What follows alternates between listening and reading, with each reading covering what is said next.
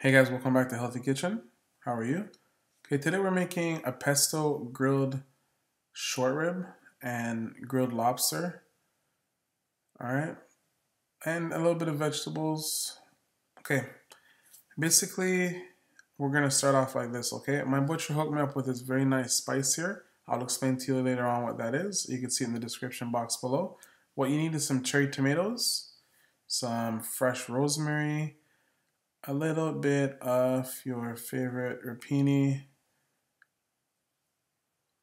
carrots, heirloom carrots to be exact, and lemons. Okay, what we want to do here is just peel our heirloom carrots, put them off to the side in a bowl. Just give them a light seasoning, salt and pepper, kosher salt and pepper, and a little drizzle of olive oil. Give them a quick toss, and then we're going to move on to our cherry tomatoes. Repeat the process here, just a little bit of EVO, salt and pepper, and do the same with your rapini.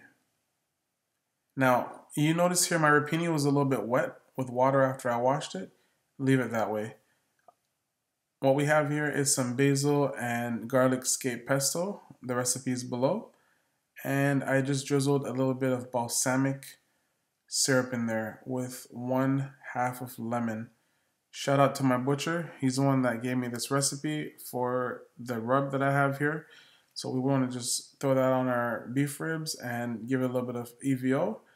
And what I did was bruise up a little bit of rosemary leaves and toss those in. Guys, a warning here.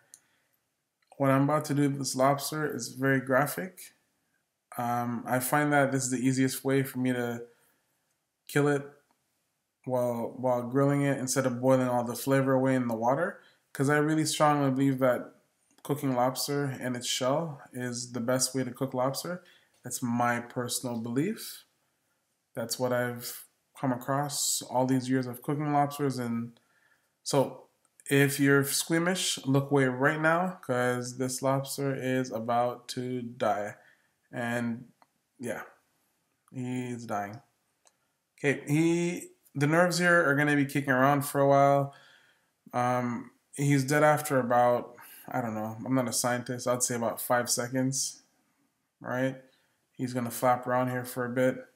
And as soon as his tail goes straight, he's dead right there. Okay? I put a little bit of lemon juice on him right away, and you could still see some of the nerves are moving around.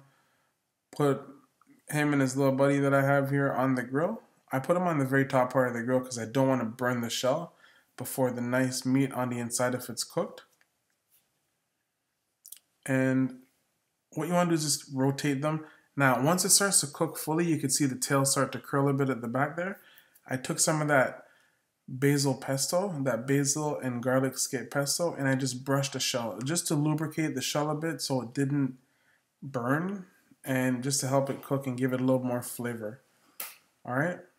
Now I just kept turning those on the top there, and on the bottom I had the heat on medium high, or actually that was on high just to get the sear going, and then I turned it down to medium high, and then after every, I think 2 minutes, no, after 3 minutes I flipped them over and I let it go for another 3 minutes, and that was perfect.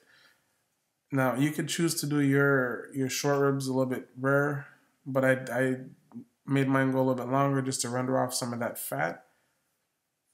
I had it about medium, and once again I just kept turning my lobsters here just to give it an even cook and not to dry out one side or anything like that. If you've never had grilled lobsters, I suggest you give it a try. It's really sweet. The meat is just it's beautiful. Now, what I did here with my short ribs is I took the pesto and I dusted everything lightly.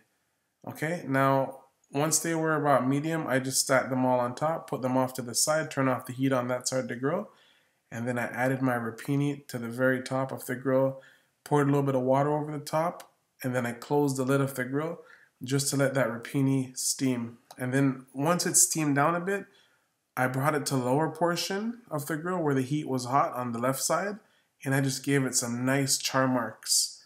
Okay, and once that I gave it that nice char mark, I took my cherry tomatoes, put the rapini in there with it. I did not cook the cherry tomatoes. I just put the warm, hot rapini grilled right over the top.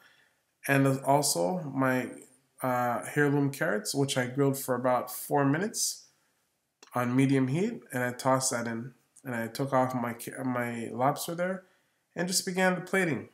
As usual, beautiful presentation. I put everything down on the bottom of the plate, put my short ribs on top, a little bit of lobster tail, put a little bit more of that garlic scape pesto drizzle. Amazing. Guys, thank you for tuning in. I just want to give a shout out to all my new subscribers. Thank you, and have a good day. Ciao.